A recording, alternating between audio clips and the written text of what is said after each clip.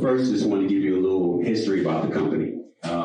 Masterchek was originally private bureau of investigations. My dad started the business in the 70s in Englewood, New Jersey. The company's been around for 40 years. In 2001, when he passed, I took over the company, relocated everything to Nashville, and I changed the name to Masterchek. Masterchek was actually the system that he was working on right before he passed. And of course, with the Private Bureau of Investigations, I felt like it was too close to FBI or TBI. So I felt we needed to make a change in a different direction. So, like I said, we ran the company. We first started off selling background checks in Tennessee. And in 2004, we stepped into the surveillance arena. We started doing investigations, background checks for services for insureds, TPAs, third-party administrators, law firms, and businesses of all sizes. Masterchek is, of course, a veteran and minority-owned business and one of the largest minority PI companies in the state of Tennessee. Just a little bit about me. Originally from New York, of course, a Desert Storm veteran, ran a POW camp in Desert Storm. Like I said, took over Masterchek in 2001. I'm married, 2 sons, 31-year-old and 32-year-old now, and a 19-year-old. Enjoy golfing and traveling. I hold 16 state private investigation licenses. You see the states there, of course, where I hold those particular licenses. Each state requires a license. Mississippi is the only state that does not require a private investigation license. Well, I'm sorry, Mississippi and Colorado. They're the only 2 states that don't require a private investigation license. I'm one of 4 certified trainers for the state of Tennessee. And of course, I hold college degrees in political science, cybersecurity, and homeland security. And I'm currently working on my graduate degree in cybersecurity. And I myself have over 23 years of investigators experience in the industry.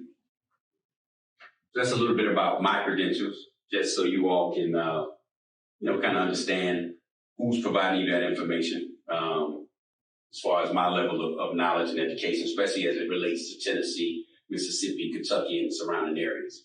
And we'll cover some of that, a little bit later on. Here's our office locations. Our corporate office is in Nashville. We've got a branch office in Memphis. We have an office in Atlanta, one in Maryland, one in Florida, Alabama, and San Diego. A lot of times when you branch out, I know here we're talking about this region, Tennessee, Mississippi, Kentucky region. Some places require that you have an actual office location there. Also, it's good for if you want to do training there. That way your guys aren't having to come. This is, as an investigator, you decide to start running your own business. They don't have to travel around. You can kind of arrange for your training to be in various locations.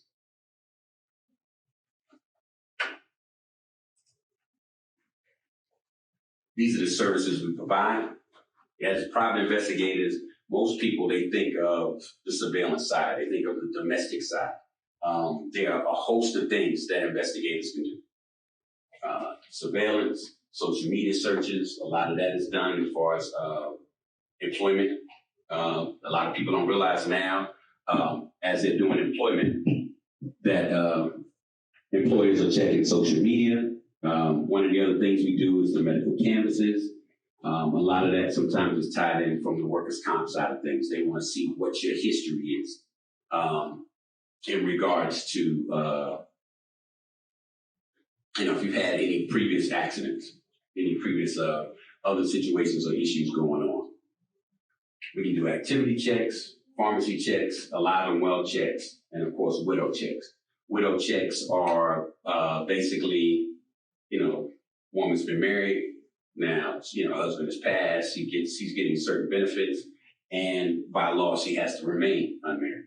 So periodically, they'll have us go out, do a widow check, and make sure that she is still, not married. I think in some situations it's okay if there's an individual living there, but they want to make sure that that she's still not married in order to be able to receive those benefits. course, we can do credit reports. That, of course, is tied into the background check side of things. Background checks, drug screenings, employment verifications. A lot of times, verifying college degrees, things along those lines. Those are all tied into the background check side.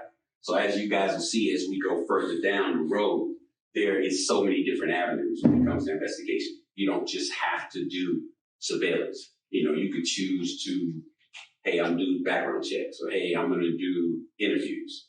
Like I said, those things we'll touch on down the road. I just want to give you guys just a history, and then we'll dive in.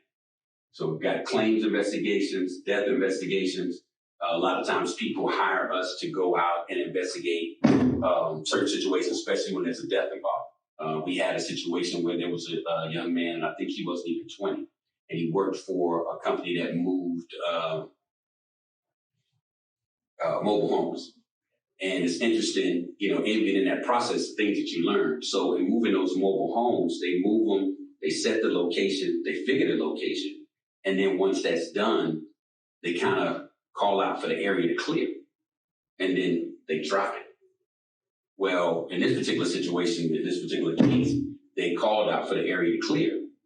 And once, clear, they drop the home. And then the foreman will yell out each person's name. And that gentleman didn't answer.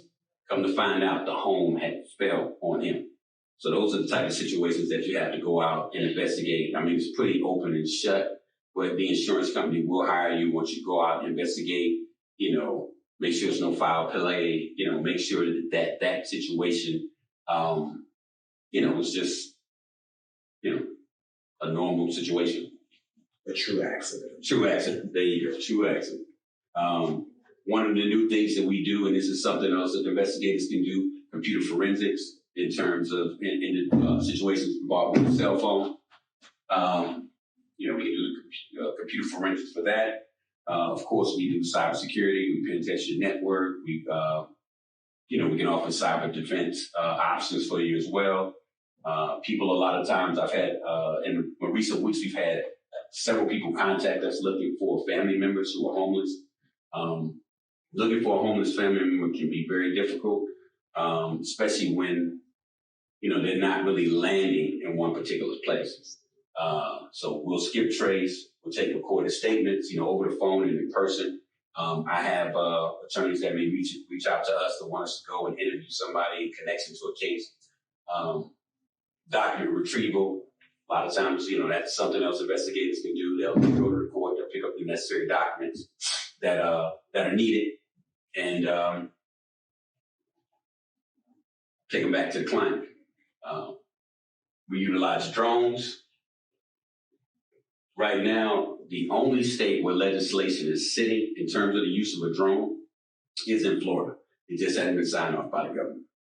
Everywhere else, what we mainly use it for would be to capture an aerial view of the area. And we'll talk about that when we talk about surveillance, setup, things along those lines, and in rural areas. Because, of course, there's a lot of laws involved with the drones, how high you can fly and where you can fly. This map represents our coverage. The blue is our investigative network. The yellow represents where our actual employees are.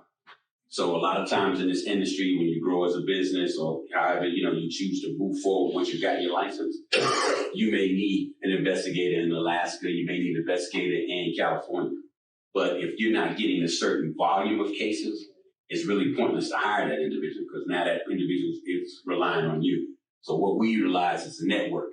And within the network, we'll reach out to other investigators in that area, which is also, an option for any investigator. You get your investigative license and, or you get one here, let's say Kentucky, you move to Kentucky, companies will reach out to you because they may not have an actual investigator in that area.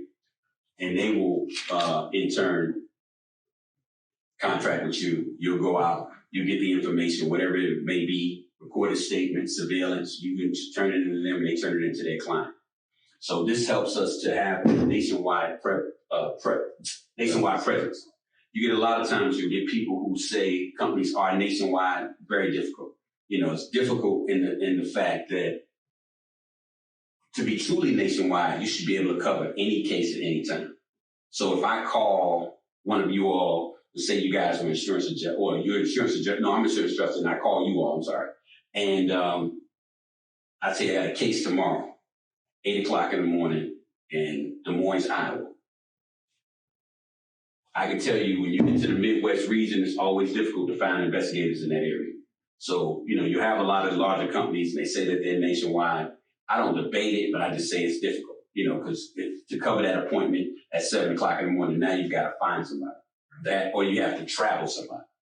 One of the things we like to do is we like to work with the investigator in that region. We don't try to travel investigators. You're talking, typically as an investigator, there's a 2-hour drive circle from your house. This is how it was in the very beginning, back in the 90s.